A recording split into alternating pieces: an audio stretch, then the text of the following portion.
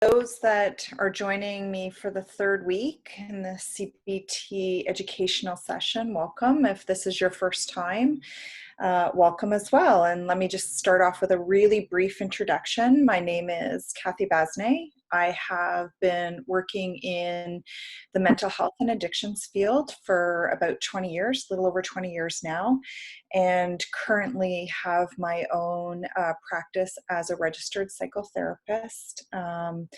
Currently in the Waterloo region, although I do offer virtual sessions as well.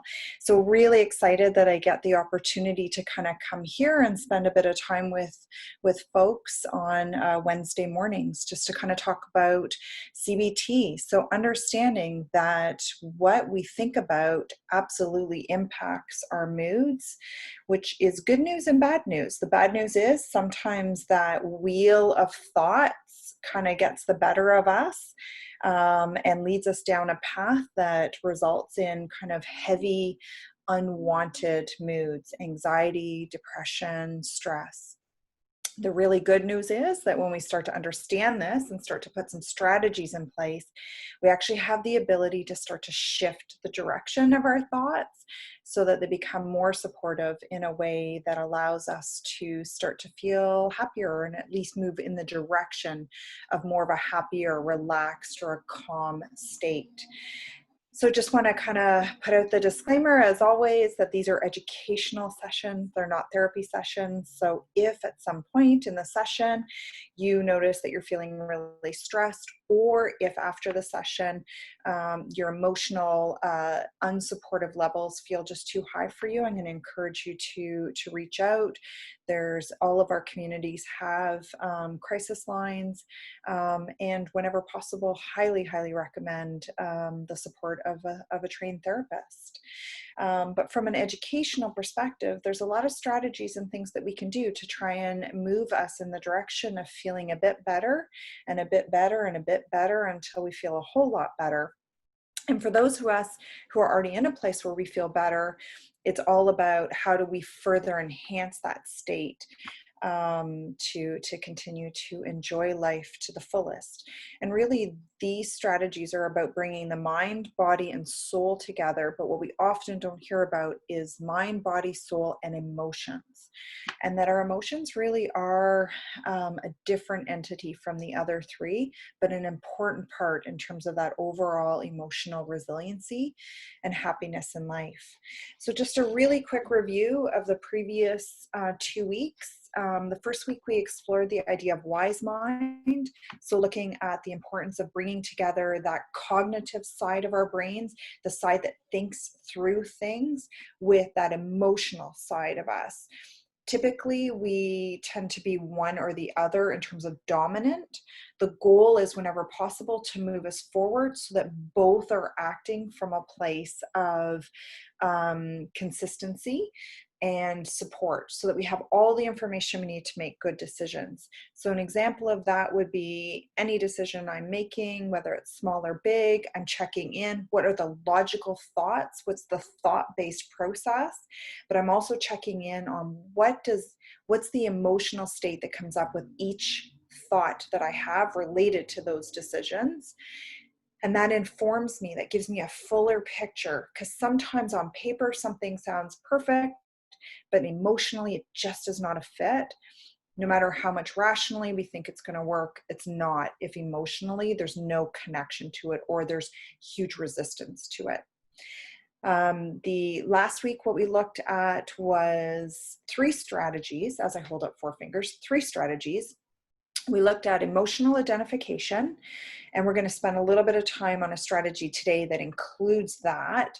But emotional identification is where we stop, we take a deep breath, and we just ask ourselves, what is it that I feel right now? And just notice what we feel. Then we do a body scan from the toes all the way to the top. How do I know I feel that? Where in my body am I experiencing that emotion? And then we scale it 0 to 10, 10 being the most intense that emotion can be. These emotions can be supportive or unsupportive, positive or negative. We just want to feel them. And then we ask ourselves the 3 questions all over again. until there's no new emotional states. The second strategy that we learned last week was the one around noticing hot thoughts. So hot thoughts are, what are those thoughts that aren't very supportive to us? Those thoughts that bring up kind of an anxiousness or a stress or a demotivator, but those thoughts that kind of sometimes run around in our mind in a way that actually derails the direction we want to go in.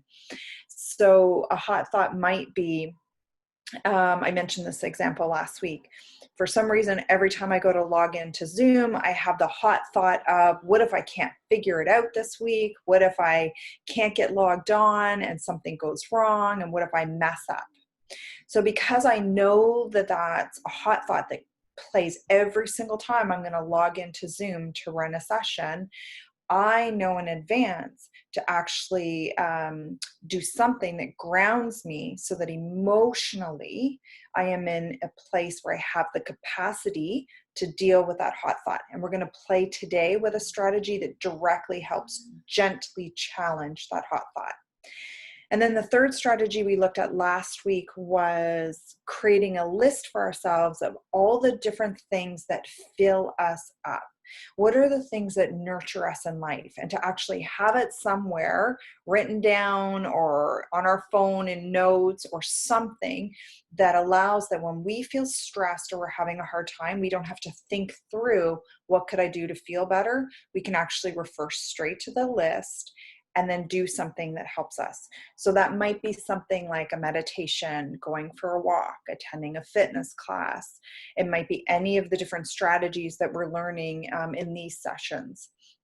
But what is the thing that's going to help me feel just a little bit better? And when we look at CBT in particular, the goal really is, how can I feel just a little bit better, and then a little bit better, and a little bit better, because those little bit betters have compounding interest. And in time, we can look back and go, wow, I feel a lot better. So that's kind of the summary of the previous weeks. So today I want to pull some of those pieces together into a bit of a longer strategy in terms of many steps within this strategy. So if you have pen and paper and or can refer back to this video on the Parlor Project website, I'm going to suggest you do that, because what I'm going to do is walk you through the steps, but it's important to know each of the steps. So I'm going to give examples as we go along, but breaking down the steps. So just before I touch on that, what I want to talk a little bit about is why this strategy can be very impactful for many of us. And a big part of that is that what we know from kind of the research around human behavior and the neuroscience in terms of what's going on in our brain in terms of how we navigate our world is that as human beings, we tend to pretty much across the board navigate our lives based on the stories of our experiences. So we have an experience and that gets logged in our brain as a story. And some of those stories are really positive and some of those stories are not so good. And there's a whole bunch in between. But each of our experiences get logged in the brain as stories. It gets stored there so that we can make sense of the upcoming experiences that we have. So even on an unconscious level, each of our experiences, our brain is looking back, scanning back to say, what other experiences did I have that can inform me on how to navigate this situation? Our perception of our experiences in life typically and almost always are navigated through what we call polarities. So understanding life through, we understand good through understanding bad. We understand light through understanding darkness. We understand happiness by understanding sadness. We understand anxiety by understanding relaxation or calmness. So there's all these polarities.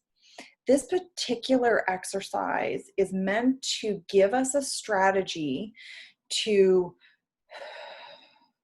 just kind of slow things down and to explore the story around the thought that's causing some distress or anxiety or whatever it is that's causing from an unsupported perspective. We don't typically use this strategy around something that feels good or thoughts that are supportive to us. The strategy is thoughts that are unsupportive that we want to look at and change. What it helps us do is put us in the center of the polarity where we can see both sides. We can see the evidence that supports the unsupportive thought, like why we have those thoughts, but we can also look in the direction of feeling better. So we're in that neutral place where we can see both sides, and we want to start to explore more and more evidence that helps us look in the direction of feeling better. The goal is to feel better. So essentially what we do is we take a piece of paper and we create columns, and I'm going to go over each of the column strategies as we discuss this in this session. But in the very first column, we essentially write, what is the situation? So let's use me logging into Zoom as the situation, because I've used that example a couple times on here now. So I write down on the chart, the situation is every time I go to log in to run a Zoom class. Then the next column is, what's the unsupportive thought? So what is that thought that you hear in your head that tells you something that's causing anxiousness or stress or unpleasant feelings? So the unsupportive thought for me in this situation is, what if for some reason I can't log on right? Or what if Zoom just won't let me in? Or what if I forget the code and don't put it in right? So the main thought is, what if I mess up? That's the main thought. And that's a hot thought because it causes, the next section on the chart is that emotional identification exercise that we talked about last week. So the next one is, what are the feelings that come up related to this thought? So for me, it would be anxiousness, stress, fear that I'm going to mess up and let people down. So in the exercise, what you want to do is just continue to allow yourself to pull up what those different emotions are. And then I want you to scale them. So how high can the anxiety hit? So let's just say many, many weeks ago when I first started spending time with the Parlor Project or first started running my counseling sessions online, what would that level of stress be? That level of stress for me in terms of anxiety was probably a good 8.5, maybe a 9. The stress itself probably was about the same. The fear of messing up, that one was even higher. That for sure was a solid 9. So if I'm looking at it today, it's not as stressful, but I've been cheating. I've been using this exercise already because I naturally use this exercise pretty often. So let's just say for today, as I was logging on, I noticed that the anxious levels were already, say, at a 7. So still pretty high. So I have all those emotions written down now in that section. The next section I'm going to go to is, what's the evidence that supports the unsupportive thought? And why do we do that? We do that because we really want to validate why we feel what we feel. We want to validate why that story, why that unsupportive thought exists. And this is really important. When we look at kind of the self-help movement that has a little bit more of the affirmations around, if you just think positively, you'll feel positive. And there's so many of us that are like, but I keep telling myself life is great, and yet it doesn't feel better. Why? And it's often that the strategy around validating why we feel what we feel gets missed. And it's this thought, if we think about the reasons why we feel this way, then aren't we just strengthening why we feel this way? Well, to some degree it's true, but what's most important and what we know around the neuroscience in terms of the release of some of those emotional stresses, those emotions are intended to serve us well. From a survival perspective, we need to hear those unsupportive emotions. We need to hear when we have fear, when we're scared, and there is a difference between those two. We need to understand anxiety, stress, all of those pieces, because they're really important messages that give us information as to where we are at in life. Are we in danger? Are we've got too much on the go? Whatever those pieces are, yes, a lot of times those go too far, and those very important tools for us in terms of helping us navigate life actually become detrimental to us. So our anxiety gets turned on and doesn't turn off, or a sense of depression gets turned on and doesn't get turned off. So yes, they can go too far in ways that are no longer supportive to us. But what we understand from the neuroscience is that when we actually tap into and acknowledge those states and acknowledge why we have them, it actually helps start to release them. So this is a really important step. Write down any and all thoughts you have around what's the evidence that supports the unsupportive thought. So the evidence around my unsupportive thought, the unsupportive thought of what if I mess up when I log on to Zoom, the evidence would be because it doesn't matter how many months I've been doing this, I still tend to mess up at times. Another evidence would be even when I do everything that I need to do, there's external circumstances. And sometimes the internet fails, or sometimes there's a glitch in Zoom or one of the other apps I'm using. So the reality is sometimes things still go wrong regardless of how well I have tried to put things in place for them to go right. So it's really important that I understand and validate that the reason that thought exists was for good reasons. But I'm also recognizing it exists in a way that causes me unnecessary anxiousness. So now I also want to move to the next section. And the next section is, what is the evidence that does not support the unsupportive thought? So what is going on that I know that tells me that maybe that unsupportive thought is not true, or that I don't need to have that unsupportive thought, or at the very least, how can I damper it? So the evidence that does not support that unsupportive thought for me in this example would be that the vast majority of time, everything goes smoothly. The other evidence would be that I know from a neuroscience perspective that the more stressed out I am, the more my body is being flooded with cortisol and other unsupportive, in this situation, unsupportive hormones that basically cloud my frontal cortex. That's the front part of the brain that helps me think through things. So if I log on already in a really heightened state of stress, I am much more likely to make mistakes that otherwise I would not have made, which means I'm much more likely to self-prophesize that unsupportive thought. So the evidence that says maybe I don't need that unsupportive thought, or I can dampen it a bit, take it down a notch, is really that the clear, more relaxed state in which I enter and begin a Zoom session, the much more likely it is that I will be able to think through any glitches that may come up. The other really big piece is that I know that even when mistakes have happened, I can fix them. There hasn't been a Zoom session that I haven't been able to get onto or fix the problem in order to run the session in a way that I hope is supportive to folks.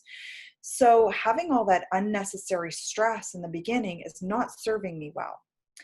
So now what I want to do is move to the next category. And the next category is, what alternative thought can I create that actually tries to counterbalance, tries to ease off that original unsupportive thought. So now I'm going to really look at that evidence that does not support the unsupportive thought. So the evidence that says maybe I don't need that unsupportive thought, or maybe that unsupportive thought isn't true. I'm going to use that information to help create an alternative statement. And my alternative statement for me in this situation is, it is what it is, and I will be able to handle whichever way it goes. So for me, it's a very neutralized statement. It's a statement that says, I got this, I'm okay. And in some cases, I really just genuinely move to, I got this, to keep it clean and short and sweet. When we first create alternative statements, we want to notice how we feel around it. So what we're now going to do is check back in to the emotions that was that third category. So now I'm going to say, well, I noticed that originally when I thought of the unsupportive thought, I felt anxiousness, and I scaled it pretty high up around, I forgot what I said. I think it was an 8.5 or a 9. So now I check in with the alternative thought. So I hear the thought of, what if I mess up? I now have the alternative thought in my mind, I got this. And I've worked through the process. My brain knows that I have worked through this. This is processing the mindset in order to start to release emotions. So now I check back in and I check with myself, and where is that emotional state now? The goal of this tool is that emotion now has dropped down.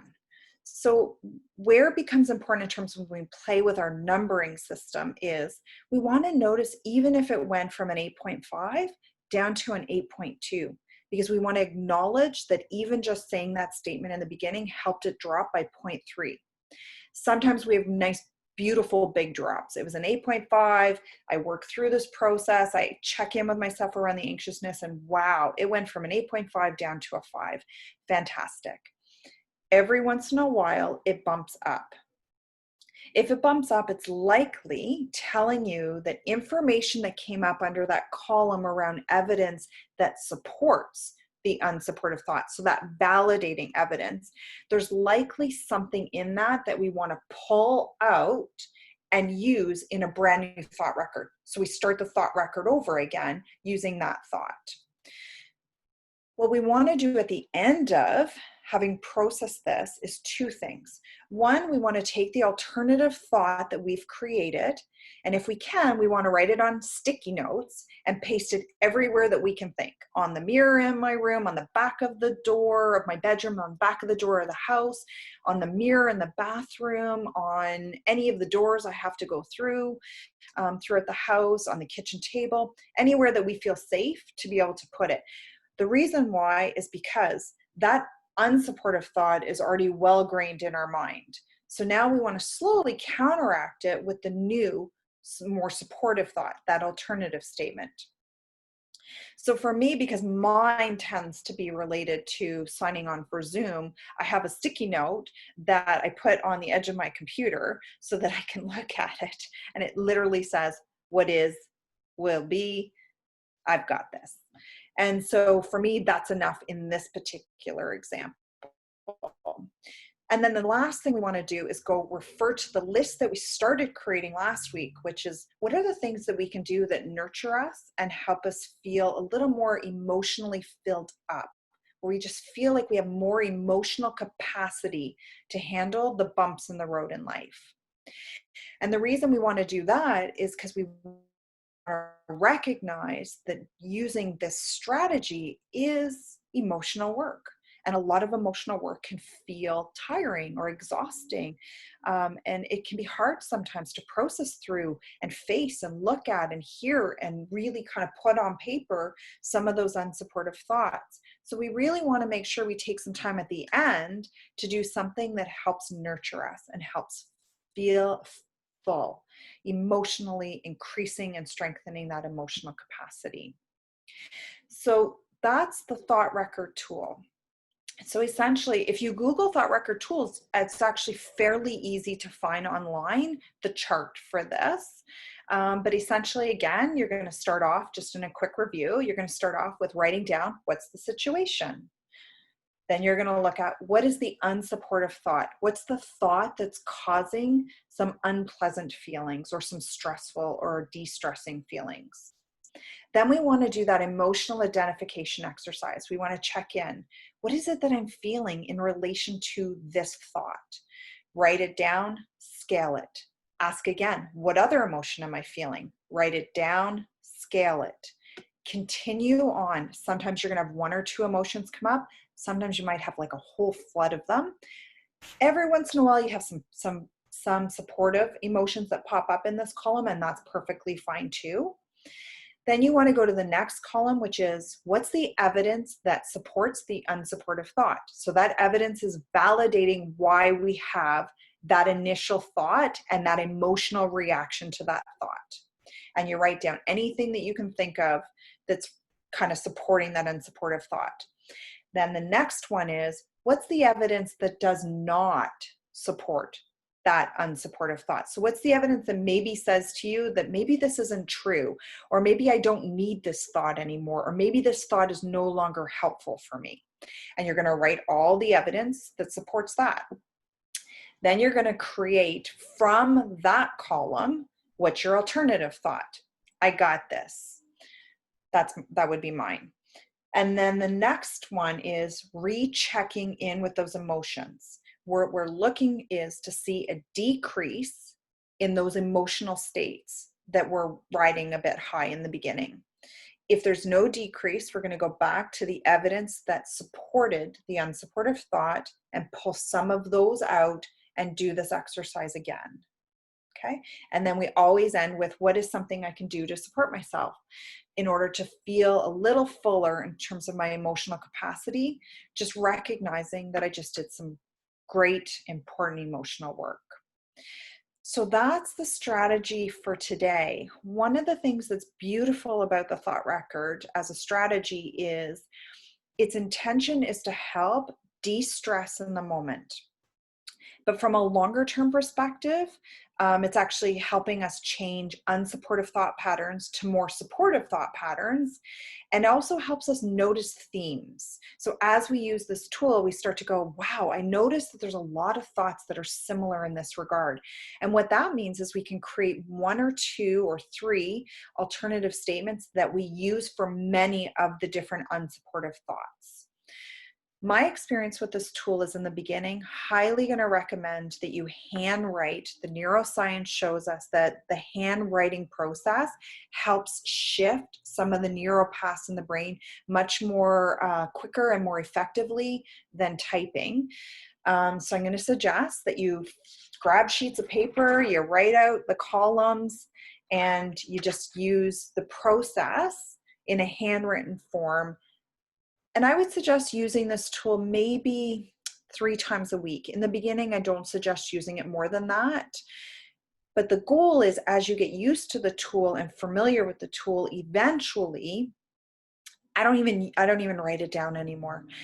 New situations pop up, and I notice, mostly in hindsight now, when I think back to, wow, I'm kind of happy with or okay with how I handled that situation. What I recognize is I have trained my brain that I use this tool pretty regularly in a very meaningful way, but without having to write it down, and most of the time not even noticing I've used it. So I've actually trained my brain to go through these steps fairly quickly in my unconscious thought processing around what I'm doing and how I'm acting and what decisions I'm making. So that's the thought record. I hope you find that useful. My intention is to do a review on this again next week, so that we can keep moving along. So I'm actually going to suggest, if you have questions, feel free to pop them up now. If not, please, if you are able to play with the tool over the next week, please bring your questions. And what we'll do is actually open up at the very beginning of the session if there's any questions that came up or any times that you got stuck with using the tool. And I'll try and answer the questions as best I can before I then go into introducing another strategy that I hope you will find helpful when it comes to really looking at what are our thoughts and in what ways can we change them in order to continue to move in the direction of feeling better, feeling good, and moving through some of those stressors in our lives in very positive ways. So thank you so much